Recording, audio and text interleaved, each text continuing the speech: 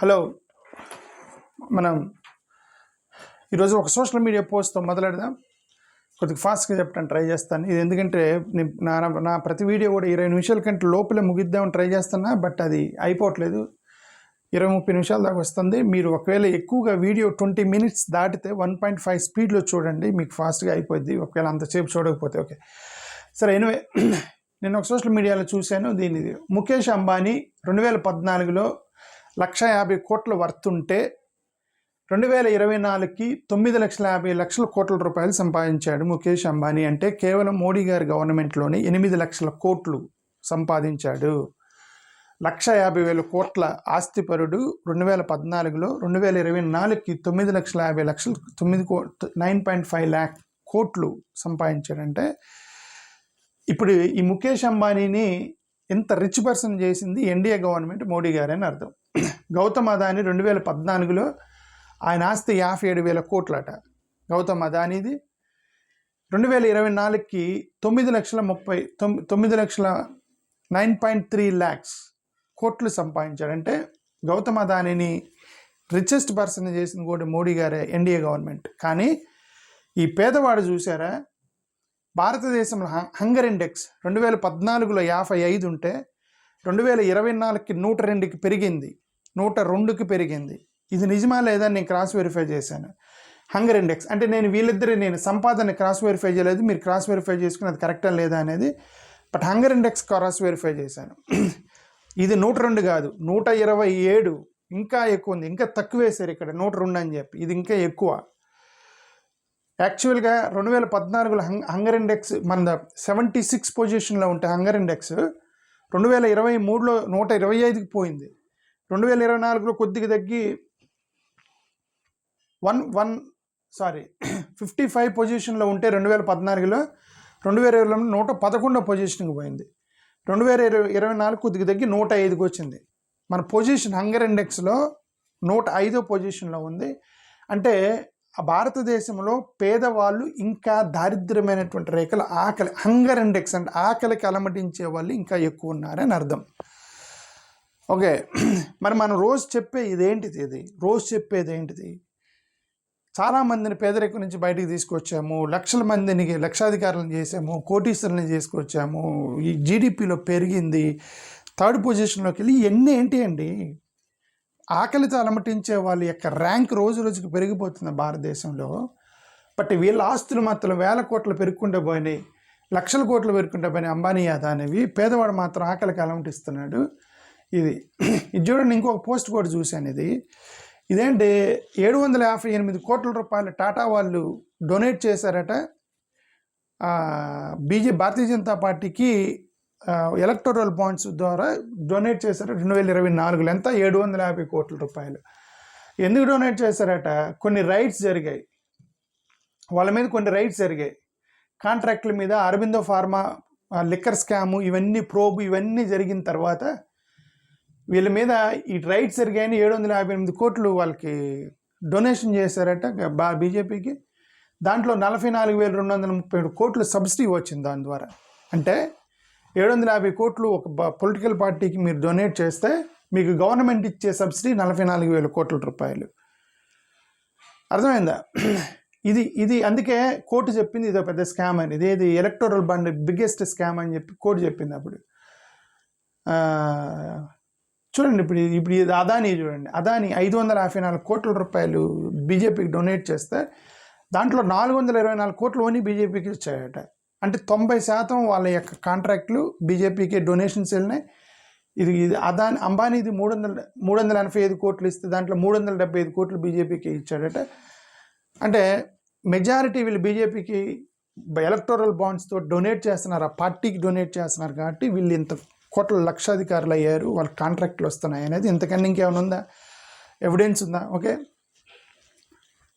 ఇది నేపాల్ యొక్క 100 రూపాయల నోటు మీద ఒక మ్యాప్ వేశారట. ఆ మ్యాప్లో భారతదేశానికి సంబంధించిన లుపిలేక, కలాపని అండ్ లింపియాదురా అనేటువంటి 3 ఏరియాస్ మన భారతదేశ భూభాగంలో ఉన్నాయి. ఇవి 3. ఇప్పుడు వీళ్ళు నేపాల్ వాళ్ళు వాళ్ళ మ్యాప్ 100 రూపాయల నోటు మీద వేసిన మ్యాప్లో ఈ 3 నేపాల్లో భూభాగంగా చూపించారట. అది ఇప్పుడు కాంట్రవర్సీ అయింది. నిన్న చైనాలో ఒక ఆమె నా పేరు అరుణాచల్ ప్రదేశ్, మా మా చైనాలో భూభాగం అని ఒక ఆమె నా పేరు అక్కడ. ఇప్పుడు నేపాల్ వాళ్ళు తగిలారు. వాళ్ళు ఇండియా రూపీ మీద మన భూభాగానికి సంబంధించిన మూడు యొక్క ఏరియాస్ని వాళ్ళు ప్రింట్ చేసుకున్నారు. దీని మీద మాట్లాడరు ప్రభుత్వాలు, దీని మీద మాట్లాడరు అనమాట. విదేశాల జోలికి వెళ్ళరు. ఇది మతువా కమ్యూనిటీ మీద జరుగుతున్నటువంటి ఒక రాజకీయం. వెస్ట్ బెంగాల్లో ఎక్కువగా రోజు మతువా కమ్యూనిటీ మీద జరుగుతుంది. మీ అందరికీ తెలుసు మతువా కమ్యూనిటీ ఒక షెడ్యూల్ క్యాస్ట్ కమ్యూనిటీ. ఇది షెడ్యూల్ క్యాస్ట్ వాళ్ళు వీళ్ళంతా. ఈ ఎస్సీ కమ్యూనిటీ ఏంటంటే స్వాతంత్రానికి ముందు వీళ్ళందరూ కూడా బంగ్లాదేశ్ ఏరియాలో ఉన్నారు. అంటే పాకిస్తాను స్వతంత్రానికి ముందంటే పాకిస్తాన్ బంగ్లాదేశ్ అంత మందే కాబట్టి ఇండియాలో ఉంది. ఓకే, వీళ్ళందరూ అప్పుడు బంగ్లాదేశ్ ఏరియాలో ఉన్నటువంటి ఇండియన్స్. ఇప్పుడు స్వాతంత్రానికి ముందు, స్వతంత్రం వచ్చిన తర్వాత కొంతమంది మన ఏరియాలో ఉన్నారు, కొంతమంది భాగస్తులు ఇంకా పాకిస్తాన్ ఏరియాలో ఉన్నారు. 1971లో యుద్ధం జరిగింది. యుద్ధం జరిగిన తర్వాత బంగ్లాదేశ్ పాకిస్తాన్ నుంచి విడిపోయిన తర్వాత కొద్దిగా అల్లర్లు అవన్నీ వైలెన్స్ జరుగుతుందని ముస్లిం స్టేట్గా అయింది కాబట్టి అప్పుడు కొంతమంది భారతదేశానికి వచ్చారట. ఓకే, ఈ మతువా కమ్యూనిటీ వాళ్ళు ఇదంతా కూడా. అప్పుడు ఆ రోజు నుంచి ఏం చేస్తున్నాడు, అప్పుడప్పుడు వస్తూ ఉన్నారు వీళ్ళు. అప్పుడు కొంతమంది లోపలికి చొరబడుతూ ఉన్నారు. అల్టిమేట్గా ఈ మతువా కమ్యూనిటీకి సంబంధించిన హిందువులు వీళ్ళంతా కూడా వైష్ణవ భక్తులు. షెడ్యూల్ క్యాస్ట్ వాళ్ళే, బట్ వైష్ణవ భక్తులు అనమాట. చాలా ప్యూర్ హిందూస్. 3 కోట్ల మంది భారతదేశంలోకి ఇప్పుడు ఈ మతువా కమ్యూనిటీ వాళ్ళు ఉన్నారు. వెస్ట్ బెంగాల్లో 3 కోట్ల మంది ఉన్నారు హిందువులు. ఇప్పుడు ఏంది వీళ్ళ మీద కాంట్రవర్సీ అంటే, వీళ్ళని రీసెంట్గా సెంట్రల్ గవర్నమెంట్ పెట్టింది కదా, సిటిజన్షిప్ అమెండ్మెంట్ యాక్ట్ పెట్టింది. సిటిజన్షిప్ అమెండ్మెంట్ యాక్ట్ బట్ వీళ్ళందరూ బంగ్లాదేశ్ భాగంలో వాళ్ళు వీళ్ళంతా. మోడీ గారు అప్పుడు ఏమన్నారు, హిందువులు, క్రైస్తవులు, బుద్ధిస్టులు, సిక్కులు వీళ్ళు ఎవరైనా సరే మా దేశంలో చొరబడితే వాళ్ళకి సిటిజన్షిప్ ఇస్తాము, ముస్లిమ్స్ తప్ప అని కాబెట్టాడు. ఓకే, ఎందుకు ఇప్పుడు వీళ్ళందరూ 3 కోట్ల మంది హిందువులు బంగ్లాదేశ్ నుంచి భారతదేశానికి వచ్చినారనమాట. వీళ్ళంతా ముస్లిమ్స్ వస్తే మాత్రం తీసేస్తాము, హిందువులు వస్తే పర్లేదు అనేది సింపుల్గా అమెండ్మెంట్ బిల్లు. ఓకే, సరేనండి, వీళ్ళు వచ్చారు, మీరు హిందువులను ఎగ్జామ్ చేశారు, అమెండ్మెంట్ ఇస్తా ఉన్నారు. 2019లో వీళ్ళందరూ టీఎంసీకి ఓటేసేవాళ్ళు. వీళ్ళంతా మతువా కమ్యూనిటీ వీళ్ళంతా టీఎంసీకి ఓటేసేవాళ్ళు, పోయి బీజేపీకి ఓటేసారు 2019లో. 2019లో బీజేపీకి ఓటేశారు కదా, మరి ఇవ్వాలి కదా, అప్పుడు ఇవ్వాల. 2024కి మళ్ళీ వాడారు దీన్ని. ఏమని, ఇదిగో మీ అందరికీ సిటిజన్షిప్ రావాలంటే బీజేపీకి ఓటేస్తాను అన్నారు. 2024లో మళ్ళీ బీజేపీకి వేశారు పార్లమెంట్లో. ఇప్పుడు మళ్ళీ రేపొద్దున ఎలక్షన్ రాబోతుంది, మళ్ళీ వాడుతున్నారు. మీకు అమెండ్మెంట్ కావాలంటే, మీకు సిటిజన్షిప్ కావాలంటే మాకు ఓటేయండి అని ప్రచారానికి వెళ్ళారు. వీళ్ళు ఏమంటారంటే టీఎంసీ వాళ్ళు, వీళ్ళకి మీరు సిటిజన్షిప్ ఇవ్వకుండా ప్రతిసారి ఎలక్షన్కి వాడుతున్నారు, సిటిజన్షిప్ ఇస్తాం ఓటేయండి అని 2019లో వాడారు, 2024లో వాడారు, ఇప్పుడు మళ్ళీ మీరు వాడుతున్నారు. మీకు సిటిజన్షిప్ ఇవ్వరు, వీళ్ళు మిమ్మల్ని వాడుకుంటారు ఓట్ల కోసం. అసలు వీళ్ళకి సిటిజన్షిప్ ఇచ్చేదండి వీళ్ళు అసలు భారతీయులే అనేది టీఎంసీ వాళ్ళు తగిలినటువంటి నిన్న రాజకీయం ఇది. వీళ్ళు అసలు భారతీయులే, వాళ్ళకి సిటిజన్షిప్ ఏమంటారు అప్లై చేయాల్సిన అవసరం లేదు, దే ఆర్ ఇండియన్స్, మీరు వాళ్ళని బెదిరిస్తున్నారు, బంగ్లాదేశ్ నుంచి వచ్చారు, మీకు పౌరసత్వం పోయిద్దని మీ ఓట్లు ఏమని అడుగుతున్నారు బీజేపీ వాళ్ళు వెళ్ళిన అనేది. 3 కోట్ల మంది జనాలు ఉంటారు. ఈ 3 కోట్ల మంది లిటరల్గా 40 నుంచి 45 నియోజకవర్గాల్లో వాళ్ళు గెలుపుని శాసిస్తారు. ఇప్పుడు వీళ్ళు షెడ్యూల్ క్యాస్ట్ మతువా కమ్యూనిటీ 45 నియోజకవర్గాల్లో ఇన్ఫ్లుయెన్స్ చేస్తారు ఇప్పుడు వీళ్ళు దీన్ని. దానికి సంబంధించి రాజకీయం జరుగుతుంది వెస్ట్ బెంగాల్లో. సిద్ధరామయ్య గారు DK Shivakumar keep your word అనేది అన్నాడని చెప్పి నిన్నంతా సోషల్ మీడియాలో తిరిగింది. హైకమాండ్కి చెప్పారని ఈ డికే శివకుమార్ ప్లస్ సిద్ధరామయ్య పోస్టులు నిన్న న్యూస్ ఓపెన్ చేయగానే అన్నీ వీళ్ళయ్యాయి. నేను అసలు బ్లాక్ చేసేద్దాం అనుకున్నాను వీళ్ళిద్దరిని ఈ ఛానల్ నుంచి. అంటే వీళ్ళిద్దరు టాపిక్ ఈ ఛానల్లో మాట్లాడకూడదు అనుకున్నా. ఎందుకంటే న్యూస్ ఓపెన్ చేయగానే వీళ్ళిద్దరు స్టేట్మెంట్లే, కొన్ని వందల స్టేట్మెంట్లు. సిద్ధరామయ్య అట్టన్నాడు, డికే శివకుమార్ ఎలా అన్నాడు, హైకమాండ్ ఎలానే ఉంది, ఎమ్మెల్యే ఎలా ఉంది, ఈయన సపోర్టర్, ఇదే గొలవ వీళ్ళిద్దరికి.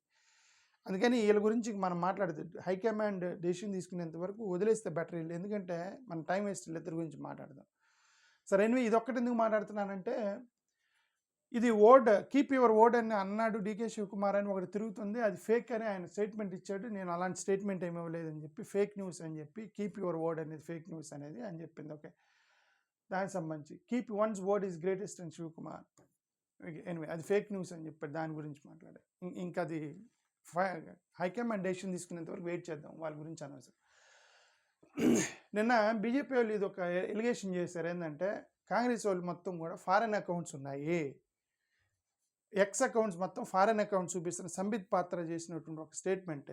దానికి ఇది ఈమె ప్రెస్ మీట్ పెట్టి మీకు అసలు బ్రెయిన్ లేదు, బనానా ఏమంటే ఏదో పదం వాడింది ఈమె, బనానా రిపబ్లిక్ అనే పదం వాడింది. You made India as a banana republic without brain అని చెప్పి ఇది ఒక పదం వాడింది ఆమె. ఏందండి ఈమె బాధ? ఈయన సంబిత్ పాత్ర ప్రెస్ మీట్ పెట్టి ఏమంటాడంటే చాలా ఎలిగేషన్స్ చేశాడు. చాలామంది కాంగ్రెస్ లీడర్స్కి సంబంధించినటువంటి ఎక్స్ అకౌంట్లు మొత్తం కూడా యూఎస్, ఐర్లాండ్, థాయిలాండ్, పాకిస్తాను, బంగ్లాదేశ్లో చూపిస్తున్నాయి మీ అకౌంట్లు అని ఆయన ఎలిగేషను. ఇది ఈమె ప్రెస్ మీట్ పెట్టి ఏముంటుందంటే అవన్నీ కూడా అలా యాక్యురేట్గా ఉండవు, అలా చూపిస్తాయి, కానీ ఇండియాలో ఓపెన్ చేసినవి కూడా అలానే చూపిస్తాయి. ఒక్కోసారి ఎవరన్నా బంగ్లాదేశ్ వెళ్ళొస్తే బంగ్లాదేశ్ చూపించే అవకాశం ఉండేది. అమెరికా వెళ్తే ఒక 2-3 వారాలు అమెరికాలో ఉంటే యూఎస్లో ఉన్నట్టు చూపించింది అది. అంతేగాని అక్కడ ఓపెన్ చేశారని అక్కడి నుంచి ఆర్గనైజ్ చేస్తున్నారని కాదు అర్థం. మోర్ ఓవర్ ఇది ఇవన్నీ క్రాస్ వెరిఫై చేసి చెప్పింది. పవన్ కేరాది యూఎస్ బేస్డ్ అకౌంట్ అని చెప్పారు, ఇప్పుడు చెక్ చేస్తే అది యూనియన్ ఆఫ్ ఇండియా అని చూపిస్తుంది, అంటే దాన్ని మార్చవచ్చు, అంతే మార్చవచ్చు. కొంతమంది దాన్ని ఏముందో లొకేషన్ పెట్టకపోతే అది ఆటోమేటిక్ చూపిస్తూ ఉండేది, ఏదంటే అది దాన్ని బట్టి ఏది మీరు రాజకీయం చేసేది. చైనా వాళ్ళ అమ్మాయిని ఆపేస్తే ఎయిర్పోర్ట్లో నువ్వు మాట్లాడలేదు, పక్కన ఉన్నటువంటి నేపాల్ వాళ్ళు 3 ఏరియాస్ వాళ్ళ 100 రూపాయల నోటు మీద వేస్తే మీరు మాట్లాడలేదు, అరుణాచల్ ప్రదేశ్ మొత్తం మాదే అని చైనా వాడు అంటే మీరు మాట్లాడలేదు, ఎక్స్ అకౌంట్లు వేరే అకౌంట్లోనే రాజకీయం ఏంది బనానా రిపబ్లిక్ అనే పదం కరెక్ట్గా మాట్లాడింది ఏమో, ఏంది మీరు చేసే ఈ అరటికాయ రాజకీయం అందే. ఓకే, ఎందుకు పెద్ద పెద్ద ఇష్యూస్ కదా, చైనా వాడు అరుణాచల్ ప్రదేశ్ మా భాగం అంటే ఎవడు ఒకడు మాట్లాడలే. అఫ్కోర్స్ ఖండించారులేండి, బట్ చెప్తున్నా అది ఇవన్నీ ఏంది ఎక్స్ అకౌంట్లు ఏంది అది ఇష్యూనా అనేది. ఇక మహారాష్ట్ర కాంగ్రెస్ అట ఐర్లాండ్లో చూపిస్తుందంట, ఇప్పుడు చెక్ చేస్తే మహారాష్ట్ర అని ఉంది. హిమాచల్ కాంగ్రెస్ది థాయిలాండ్ చూపిస్తుందంట, ఇప్పుడు చూస్తేనేమో ఇండియా అని చూపిస్తుంది. ఆల్ట్ న్యూస్ది ఏమో US based, Caravan India US based, Rahul గాంధీది ఏమో ఇది ఎక్కడ చూపిస్తుంది ఫారెన్ ఆపరేషన్ అని ఏదో ఫారెన్ ఆపరేషన్ అన్నాడు. ప్రతీక్ సిన్హా మలేషియా అని చూపిస్తుందంటే, ఇది అన్నీ చూపిస్తున్నాయి, కానీ ఇప్పుడు చెక్ చేస్తే అన్నీ ఇండియాలో ఉన్నాయి. అంటే అతను ప్రెస్ మీట్ పెట్టిన తర్వాత వాళ్ళందరూ లొకేషన్లోకి వెళ్ళి మార్చారు అని అర్థం. ఓకే, ఇప్పుడు ఎవరో మలేషియా వెళ్ళి వచ్చారనుకోండి, ఆ ఎక్స్ అకౌంట్లో లొకేషన్ మలేషియా అని చూపించిద్దట, అది ఒక 2-3 రోజులు. ఆయన ఎన్ని లొకేషన్లు చెక్ చేసి ప్రెస్ మీట్ పెట్టాడు, వాళ్ళ లోపలికి వెళ్ళి చెక్ చేసి చేంజ్ చేస్తారు, ఏముంది అది ఇది ఊరికి చేంజ్ చేయొచ్చు, that is not a big issue అనేది. సో దానికి సంబంధించి తమిళనాడులో ఎవరు గెలుస్తారు, డిఎంకేనా ఏఐడిఎంకే అనేది సోషల్ మీడియాలో కొద్దిగా సర్వే చేశారట. ఎవరిల్లు వన్ ఇండియా వాళ్ళు సర్వే చేశారట ఎవరు గెలుస్తారని. 3 ప్లాట్ఫామ్లు, ఒకటి ఇన్స్టాగ్రాము, ఫేస్బుక్, ట్విట్టర్, ఈ మూడిట్లో చేసినటువంటి సర్వే ప్రకారం ఇన్స్టాగ్రామ్లో యంగ్స్టర్స్ ఉంటారు, అందరూ కుర్రోళ్ళు, టీనేజ్ బాయ్స్ మొత్తం ఇన్స్టాగ్రామ్లో ఉంటారు కాబట్టి ఇక్కడ విజయ్కి 77% ఓట్లు పడ్డాయట. విజయ్కి డిఎంకేకి ఓన్లీ 8%. ఇన్స్టాగ్రామ్లో డిఎంకేకి 8% పడితే విజయ్కి 77% ఓట్లు పడ్డాయట ఇన్స్టాగ్రామ్లో. బట్ వేరే ఫేస్బుక్ వస్తే డిఎంకేకే ఎక్కువ పడ్డాయి, డిఎంకేకి 21%, టీవీకేకి 18% పట్టి ఫేస్బుక్లో. ఇక్కడ ఎక్స్లో డిఎంకేకి 82% పడింది, చాలా ఎక్కువ పడింది ఎక్స్లో 82%, టీవీకేకి 9% ఏమో పడ్డాయట. అంటే దీని అర్థం ఇన్స్టాగ్రామ్లో యంగ్స్టర్స్ మొత్తం విజయ్కి సపోర్ట్ చేస్తున్నారని అర్థం. ఫేస్బుక్లో కొద్దిగా అటు ఇటు ఉంటారు, పెద్దోళ్ళు చిన్నోళ్ళు ఇద్దరు ఉంటారు కాబట్టి డిఎంకేకే ఎక్కువ ఓట్లు పడ్డాయి. బట్ వేరే ఎక్స్కి వచ్చేసరికి ఏంటంటే ఈ యంగ్స్టర్స్ వీళ్ళు వాడరు, కొద్దిగా ప్రొఫెషనల్స్ వాడతారు ఎక్స్, ట్విట్టర్ అనేది. అక్కడ డిఎంకేకి 80% ఓట్లు పడ్డాయి. ఇది ఒక వన్ ఇండియా వాళ్ళు చేసినటువంటి అది సర్వే. మన ఫుట్బాల్ డేవిడ్ బెకామ్ ఈయన ఆంధ్రప్రదేశ్ అయినా ఇతను వచ్చింది ఎక్కడో గవర్నమెంట్ స్కూల్కి వచ్చాడు, గవర్నమెంట్ స్కూల్లోకి వెళ్ళి ఫోటో తీసుకొని పంపించాడు. మన వాళ్ళు అమెరికా వెళ్తే అక్కడ ఏదో పెద్ద పెద్ద టవర్ల దగ్గర ఫోటోలు తీసుకొని పెడతారు, వీళ్ళు ఫారిన్ వాళ్ళు ఎవరు వచ్చినా సరే పాపం వీళ్ళు గవర్నమెంట్ స్కూల్స్కి, పేదలకి, గుడిసెల్లోకి వెళ్ళి ఫోటోలు తీసుకొని పంపిస్తూ ఉంటారు వీళ్ళు. ఈ ఇమ్రాన్ ఖాన్ చనిపోయాడని చెప్పి, పాకిస్తాన్ జైల్లో చనిపోయాడని చెప్పి న్యూస్ బాగా సర్క్యులేట్ అయింది నిన్న. పాకిస్తాన్ జైలర్స్ వాళ్ళు రెస్పాండ్ అయ్యారు, ఆయన చనిపోలేదు, క్షేమంగా ఉన్నాడు, ఫేక్ న్యూస్ స్ప్రెడ్ చేయకండి అని. Scaffolding measure foam what led to Hong Kong సంబంధించి వీళ్ళు ముగ్గురు కామెడీ చేస్తూ ఈ డిజేబుల్డ్ పీపుల్ మీద కామెడీ చేశారట. అంటే ఫిజికల్లీ హ్యాండిక్యాప్డ్ మీద కామెడీ చేశారట వీళ్ళు. ఎవరు కోర్టుకి వెళ్ళారు. నేను జడ్జి చెప్పాడు, మీకు శిక్ష తర్వాత వేస్తాను, మీరు ఎవరి మీద అయితే డిజేబుల్డ్ పీపుల్ మీద ఎవరి మీద అయితే కామెడీ చేశారో వాళ్ళ మీద మీరు మళ్ళీ ఇంకొక ప్రోగ్రామ్ చేసి ఫండ్ రైజింగ్ చేసి ఆ డిజేబుల్డ్ పీపుల్కి మీరు డొనేట్ చేయండి అని చెప్పి ఒక శిక్ష వేసాడు వీళ్ళకి, వాళ్ళ ముగ్గురికి, కమెడియన్స్కి. సోషల్ మీడియాలో ఉంటారు కదా వాళ్ళు, స్టాండప్ కామెడీ అది అంటారు వాళ్ళని. ఓకే, మహారాష్ట్ర కాంగ్రెస్ ఇతను ఒక కామెంట్ చేశాడు. ఇతను ఏమంటాడు, 2014లో మమ్మల్ని ఓడించడానికి అమెరికా ఇజ్రాయెల్ ఇంటెలిజెన్స్ ఏజెన్సీస్ వల్ల మేము ఓడిపోయామండి. కుట్ర చేశారట. ఎవరు? Intelligence agencies of United states and Israel. వాటి ఏమంటారు, ఒకటి మొసాద్ ఈజ్ ఏమంటారు, ఇజ్రాయెల్ ఇంటెలిజెన్స్ ఏజెన్సీ అనుకుంటా, సిఐఏస్ అమెరికా ఇంటెలిజెన్స్ ఏజెన్సీ అనుకుంటా. బట్ ఏదైనా వాళ్ళు కుట్ర వాళ్ళు ఓడిపోయామని నేను ఒక స్టేట్మెంట్ చేస్తాను. మరి వాళ్ళకి ఓడిపోవడానికి ఎందుకు మరతాడా కారణం? ఇదిగో నిన్న ఒక ఆమె ఫేక్ ఐఏఎస్ ఆఫీసర్గా హోటల్లో ఉందట, 6 నెలల నుంచి ఉందంట. ఐఏఎస్ ఆఫీసర్ అని చెప్పి రూమ్ తీసుకుందట 5 స్టార్ హోటల్లో. 6 నెలల నుంచి అక్కడ ఉందట. డౌట్ వచ్చి ఎవరేమే హోటల్లో ఎందుకు ఉందని చెప్పి వెరిఫై చేస్తే బంగ్లాదేశ్ పాకిస్తాన్కి లింకులు ఉన్నాయని బయటపడ్డాయి. ఆమెను అరెస్ట్ చేశారు నిన్న. మహారాష్ట్రలో పొల్యూషన్ వస్తే ఇథియోపియాలో వచ్చినటువంటి అక్కడ లేచింది కదా, సో దాన్ని ఏమంటారు, సంథింగ్ ఐ ఫర్గాట్. ఓకే, ఇది Maharashtra local body elections. Sharad Pawar double ముంచుతున్నారు అనేది ఎలక్షన్ల కామన్. అది డోంట్ బ్లేమ్ వోల్కనా దీని పేరు మంచిది.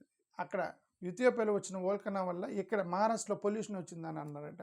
కోర్టు తిట్టిందండి. అక్కడ వోల్కనా వస్తే ఇక్కడేంటి మీరు చూడండి. ఇక్కడ ఎంబీబీఎస్ సంబంధించిన మహారాష్ట్రలో స్కామ్ ఇది. It's looking like A scam. వాళ్ళు నీట్ స్కోర్ని కట్ ఆఫ్ మార్క్ని 118కి తగ్గించారట. అక్కడ సోషల్ మీడియాలో చెప్పేటువంటి ఏంటంటే వీళ్ళు పెద్ద స్కామ్ చేస్తున్నారు వీళ్ళు. ఎందుకంటే 118 చాలా తక్కువకి కట్ ఆఫ్ మార్క్ తగ్గించారు. అంటే అర్థమైంది, ఇప్పుడు కట్ ఆఫ్ మార్క్ తగ్గిస్తే ఈ 100 మార్కులు వచ్చినోడికి కూడా క్వాలిఫై అవుతాడు. ఫస్ట్ క్వాలిఫై అవగానే ఇప్పుడు బయట ఎన్ఆర్ఐ కోటా అని అవే నీవు ₹1,00,00,000 ఇచ్చి మీరు ఫీజు పెట్టి జాయిన్ అవ్వచ్చు అన్నారు కదా. ఇప్పుడు 500 మార్కులు వచ్చిన వాడికేమో వాడి దగ్గర డబ్బులు ఉండవు. ఈ ₹110 118 మార్కులు వచ్చిన వాడికి డబ్బులు వస్తాయి. వాడి దగ్గర డబ్బులు ఉంటాయి కానీ మార్కులు రావు వాడికి. కట్ ఆఫ్ మార్క్ తగ్గించి వీళ్ళని 100 మార్కులు వచ్చిన వాళ్ళు ఇప్పుడు డబ్బులు పెట్టి ఎంబీబీఎస్ అవుతారు. మరి వీళ్ళందరూ రిజర్వేషన్స్ మీద రోజు కొట్టుకొని గింగరాలు తిరిగి ఏడ్చిన వాళ్ళు ఇది అదే నేను చెప్తున్నానండి. రిజర్వేషన్స్ ఎత్తేయటానికి ఇదో కొన్ని మార్గాలు ఎతికారు. ఒకటి ఏంటంటే ప్రైవేటైజేషన్ చేయటం, 2 ఇట్లా సెల్ఫ్ ఫైనాన్స్ అని ఎన్ఆర్ఐ కోటాలుగా మళ్లించడం. ఇవన్నీ కొన్ని మార్గాలు ఎంచుకొని రిజర్వేషన్స్ని ఎత్తి అవతల పడేస్తున్నారు. షెడ్యూల్ క్యాస్ట్ వాళ్ళు రోజు ఈ ఎస్సీ ఎస్టీ బీసీలు ఉన్నారే వీళ్ళకి బ్రెయిన్ పని చేయకుండా సైలెంట్గా పడుకున్నారు. ఇవన్నీ జరుగుతుంటాయి. అది రాజకీయ నాయకులు వెంట పడుతున్నారు జెండాలు పట్టుకొని. Firing outside AAP leaders house in Punjab's Phagwara triggers panic. Aam Aadmi party leaders house in Punjab's Phagwara triggers panic.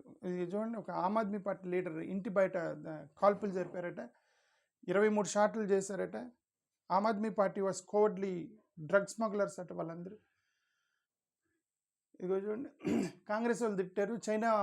చైనాలో మన ఇండియన్ని ఆపేస్తే అరుణాచల్ ప్రదేశ్ ఆపిని మీరేమనలేదు అని ఆమ్ ఆద్మీ పార్టీ వాళ్ళు తిట్టారు. ఆమ్ ఆద్మీ పార్టీ వాళ్ళు.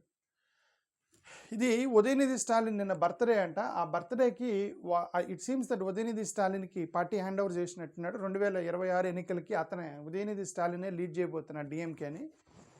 సో ద్రవిడియన్ ఐడియాలజీ పట్టుకొని నువ్వు ఎన్నికలకు వెళ్ళు, ద్రవిడియన్ ఐడియాలజీని వదలొద్దు అని బర్త్డే గిఫ్ట్గా వాళ్ళ నాన్న ఐడియాలజీ ఇచ్చాడట. అది దానికి సంబంధించింది. కనీసం ఒక లీడర్ ఒక ఐడియాలజీని పట్టుకొని కొడుక్కి దానం చేయటం ఇదే ఫస్ట్. ఓకే, గవర్నర్ ఏమన్నాడు, తమిళ మీడియంలో స్కూల్ అడ్మిషన్స్ తగ్గుతూ ఉన్నాయి, ఇదేనా మీ తమిళ మీద ప్రేమ అన్న. నేనేమంటే తమిళ మీడియం స్కూల్స్లో అడ్మిషన్ తెలుగు ఉందనుకోండి, తెలుగు మీడియం స్కూల్స్లో అడ్మిషన్స్ తగ్గించి మొత్తం ఇంగ్లీష్ మీడియం చేసేసేయండి. తెలుగు అనేది మాతృభాష అనేది ఓన్లీ మన ఇంట్లో మాట్లాడుకోవడానికే. ఎడ్యుకేషన్ మొత్తం ఇంగ్లీష్లో ఉండాలి. తెలుగు మీడియం స్కిల్స్ మొత్తం ఎత్తిపడేసి అన్నీ ఇంగ్లీష్ మీడియం స్కూల్స్ వేసి ఏదో ఫస్ట్ లాంగ్వేజ్ థర్డ్ లాంగ్వేజ్ ఊరికే బస్సులు ఏం పేర్లు చదవటానికి మాత్రం తెలుగు పెట్టి మిగతా మొత్తం ఇంగ్లీష్ మీడియం నేర్పించేస్తే ఈ దేశం బాగుపడుద్ది. ఓకే, తెలుగు మీడియం స్కిల్స్ మొత్తం ఎత్తేసేయాలి, అన్ని ఇంగ్లీష్ మీడియం స్కూల్స్ పెట్టాలి.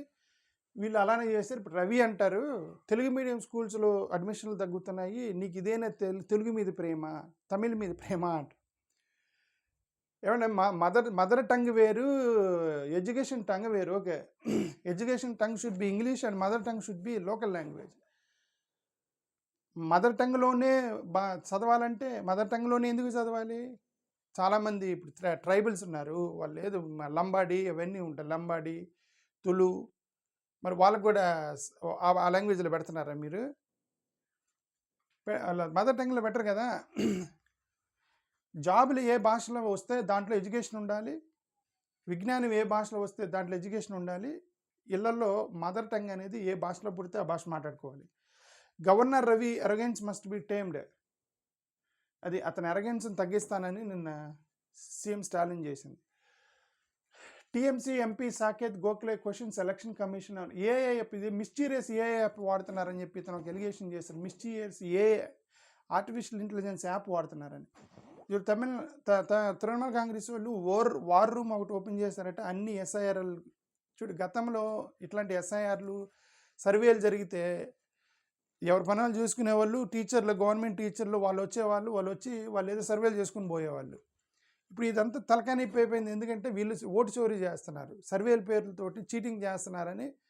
ఇప్పుడు సర్వేకి వస్తుంటే పొలిటికల్ పార్టీలు అందరూ ఎలర్ట్గా ఉండి వీళ్ళు వాళ్ళొక పక్కన టెంట్ వేసుకుంటే పార్టీలు పక్కన టెంట్ వేసుకొని వాళ్ళు చేసే ప్రతి పనిని వీళ్ళు వెరిఫై చేసి, ఓకే ఇది ఎలా ఉండిద్దంటే, ఇది ఎలా అనిపించిందంటే, జనరల్గా ఇప్పుడు మన ఇంటికి ప్లంబర్ వచ్చాడు అనుకోండి, బాత్రూమ్లో ఏదో ప్రాబ్లం వచ్చింది, ప్లంబర్ని వెళ్ళి పని చేయమంటే వాడి మీద నమ్మకం ఉందనుకోండి, వాడి పని వాడు చేసుకుంటాడు, మన పని మనం చేసుకుంటాం, వాడు వచ్చి రిపేర్ చేసిపోతాడు.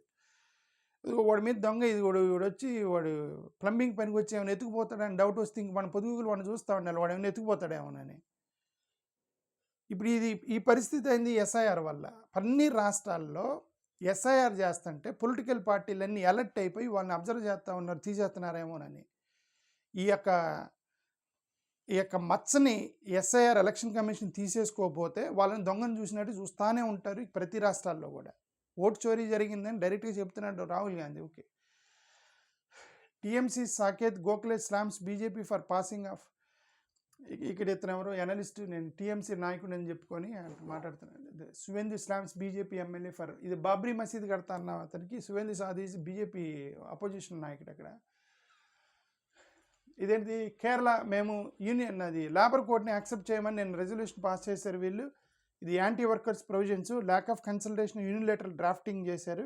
ఇది ఫెడరల్ అటానమీ, మమ్మల్ని తొక్కేయడానికి, మీరు సెంటర్ నుంచి ప్రైవేటైజేషన్కి లేబరర్స్ని తొక్కేయడానికి ఇట్లాంటి పెట్టారు. మేము మాత్రం ఒక unilateral implementation of labour codes withdraw చేసుకోవడానికి లెటర్ రాశారు కేరళ వాళ్ళు.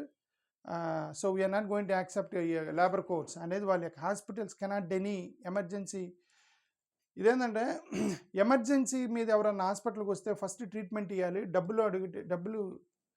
డబ్బులు ఇవ్వమని ప్రెజర్ చేయటం అనేది చట్టం రీత్యా నేరం అని చెప్పి ఇది కేరళ హైకోర్టు ఇచ్చిన జడ్జిమెంట్. ఓకే, బట్ ఇవన్నీ ఇంకా అయిపోలేదు, ఇంకా ఉన్నాయి. Okay, AIADMK veteran KS Sangat, అదే ఈయన ఏఐడిఎంకే ఆయన విజయ్ అంటే సీనియర్ మోస్ట్ లీడర్ ఏఐడిఎంకేకి విజయ్ పార్టీలో చేరాడు. ఇది Andhra Pradesh police international cyber fraud ఎక్కడ జరుగుతుంటే పట్టుకున్నారంటే కంబోడియాకి లింక్ ఉందట. Andhra Pradesh police arrested 14 members of Cambodia linked cyber fraud syndicate 78.6 lakh digital scam చేస్తున్నారట వీళ్ళు. డిజిటల్ అరెస్ట్ చేశారు. ఓకే, డిజిటల్ అరెస్ట్ స్కామ్ చేశారు. Okay, 2 Trinamool workers killed in Bengal's Malda, police deployed as tensions rise. ఇది ఇద్దరు Trinamool Congress workers చంపేశారట. ఆంధ్రప్రదేశ్ ఆల్రెడీ రిక్వెస్ట్ సెంటర్, ఇది అమరావతికి సంబంధించి క్యాపిటల్గా మీరు మమ్మల్ని యాక్సెప్ట్ చేయండి అని చంద్రబాబు నాయుడు గారు ఎవరికి మోడీ గారికి రాస్తారు. మరి ఆల్రెడీ యాక్సెప్ట్ చేయలేదా వాళ్ళు? ది కల్కి Dham chief alleges pressure from Congress to make adverse remarks against Uttarakhand CM. ఇది ఈయన ఒక ఆయన ఒక స్టేట్మెంట్ చేశాడు. కల్కి ధామ్ చీఫ్ అనమాట, ఈయన కాంగ్రెస్ లీడరు. అక్కడున్న చీఫ్ మినిస్టర్ మీద మీరు విమర్శలు చేయండి అని మా పార్టీ వాళ్ళు నన్ను ఫోర్స్ చేశారు, కాంగ్రెస్ వాళ్ళు. నేను చేయనన్నాను, ఎందుకంటే అక్కడ సీఎం ఒక అతను యోగి అతను ఒక సాధు, అందుకని నేను చేయనన్నాను అని చెప్పి ఒక స్టేట్ కాంట్రవర్సీ లేపాడు ఇతను. అవునండి, ఇప్పుడు ఏంది గతంలో ఐఏఎస్ ఆఫీసర్లు ఎడ్యుకేటెడ్ పీపుల్, వీళ్ళు ముఖ్యమంత్రులు, మినిస్టర్లు అవ్వాలంటే ఐఏఎస్ చదవాలి, డాక్టర్లు అవ్వాలి, ఇంజనీర్ ఏం లేవు. యోగి అయిపోతే ఉత్తరప్రదేశ్ సీఎం అవచ్చు, యోగి ఆదిత్యనాథ్ గారు అయ్యారు కదా. ఈయన సాధువు అయితే ఉత్తరాఖండ్కి సీఎం అయ్యారు. యోగిలు సాధులు వీళ్ళు ఇట్లా మారిపోతే మరి రాజకీయాల్లోకి వెళ్తే ముఖ్యమంత్రులు అవుతున్నారు. సరే అయ్యారు. ఇప్పుడు విమర్శలు చేయమంటే ఆయన యోగి గారు కాబట్టి నేను చేయనని అపోజిషన్ వాళ్ళు, ఈయన సాధువు కాబట్టి నేను అపోజిషన్ వాళ్ళు విమర్శలు చేయాలి కదా. ఆయన రాజకీయాల్లోకి వచ్చినప్పుడు రిలీజియన్లో ఉన్నంత వరకు respect, once they come to politics and you have to face them as a political opponent, right? So ఇదొక ప్రాబ్లం ఇన్ ఉత్తరాఖండ్లో. Bihar Congress chief says SIR used as a legal method to steal votes. Okay, Gaurav Gogoi car accident ఏదట నిన్న. రాజ్యసభలో వందే మాత్రము జై హింద్ అనేవి మీరు అనొద్దని చెప్పి ఒక రాజ్యసభలో ఏదో పెట్టారట, ఏదో ఇన్స్ట్రక్షన్ వచ్చిందట, మీరు ఇక నుంచి జై హింద్ వందే మాత్రం అని అనొద్దని. ఇదేంటంటే జై హింద్ అని ఎందుకు అనకూడదు, వందే మాత్రం అని ఎందుకు అనకూడదు? జై హింద్ అని వందే మాత్రం అంటే బ్రిటిష్ వాళ్ళకి నచ్చలేదు, మీకెందుకు నచ్చట్లేదు, మీరు కూడా బ్రిటిషర్సే అని ఈమె కాంగ్రెస్ ప్రెస్ మీట్ పెట్టి చెప్పింది. థ్యాంక్ యూ, నమస్కారం.